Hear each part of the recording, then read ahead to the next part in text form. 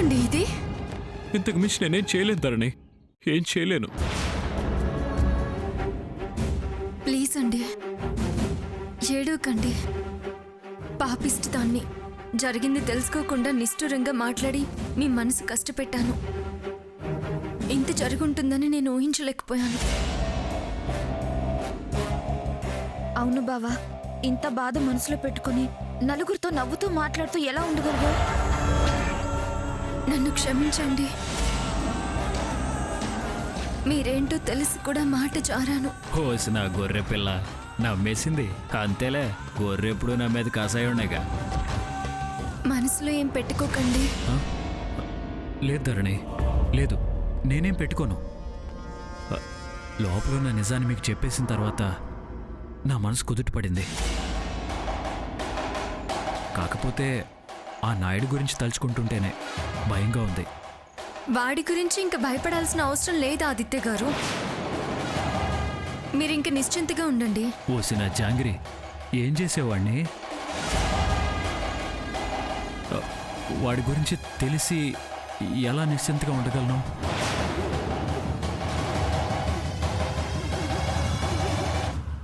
అంటే నా గురించి భయం లేదు, మీకేమన్నా హాని తలపెడతాడేమోనని.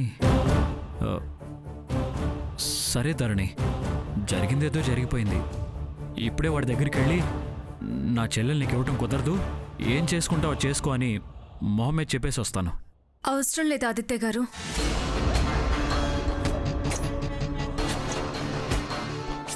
వాడక్కడ లేడు. ధరణి, వాడిని ఎక్కడికి పంపాలో అక్కడికే పంపించొచ్చాను. అంటే ఎస్ఐ గారిని తీసుకెళ్లి వాడిని అరెస్ట్ చేయించాను.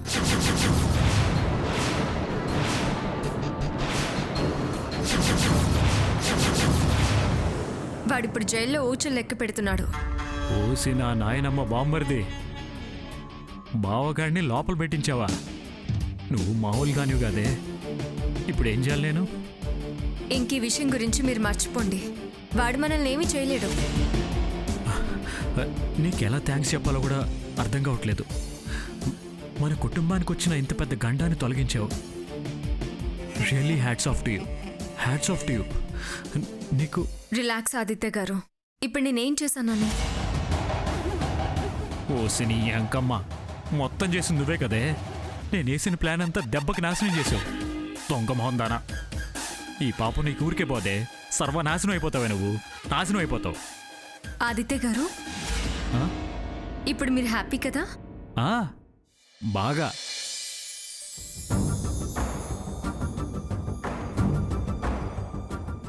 స్వాతి, స్వాతి,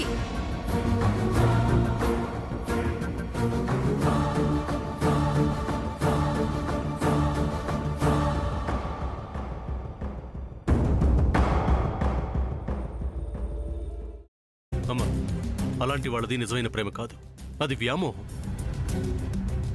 ఎగ్జాక్ట్లీ చిన్నత్త, నిజంగా ప్రేమించుకున్న వాళ్ళు అలా చేయరు. ఎంత మనసు విరిగిపోతే కన్న కూతుర్ని పట్టుకొని మా దృష్టిలో చచ్చిపోయా ఉంటుందా తల్లి?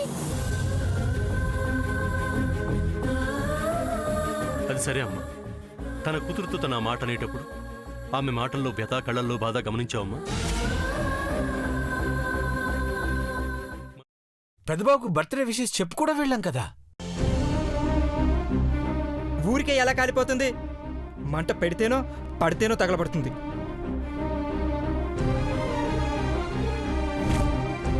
కరెక్ట్ చిన్నబాబు, నీకొచ్చినట్టే నాకు డౌట్ వచ్చింది.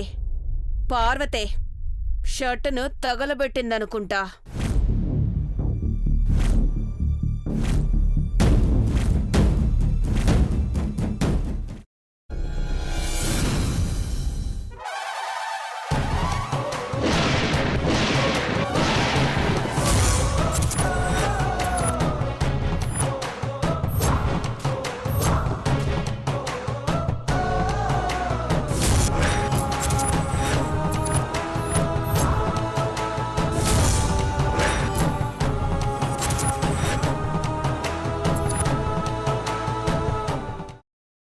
తర్వాత పొట్టు తీసేసి చాప్ చేసి పక్కన పెట్టుకోవాలి.